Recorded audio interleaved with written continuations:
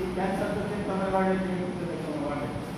जर आपण आपल्या घरी किंवा आपल्या शेतात एकच गुंठा 10,000 एवढ्या खोलीत या खोलीच्या अर्ध फक्त याच्यात 5-6 प्रकारच्या भाज्या लावतो.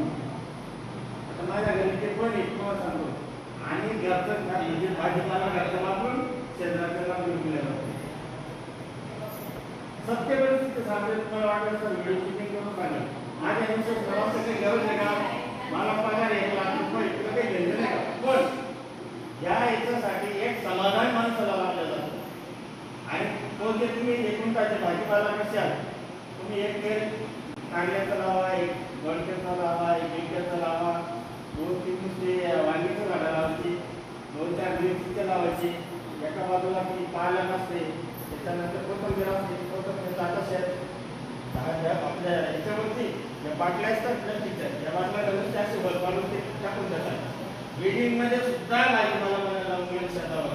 तुम्ही युट्यूबवर आता युट्यूब पहा असं भाजीपाला कसा खायला पाहिजे तुम्हाला लगेच तिथं समजेल. त्याच्यासाठी सगळ्यांचं योगदान महत्त्वाचं आहे. प्रत्येकाने सहभागी घ्या. येणाऱ्या जे आता हे बचत गटाचा कार्यक्रम तो कार्यक्रम जिल्ह्यात नाविन्यपूर्ण आपण करू.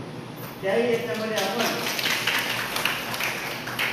जे ग्रामीण स्पर्धेतील त्यांना काहीतरी बक्षीस ठेवणार आहे आपण ते बक्षीस आम्ही तुम्हाला बोलू.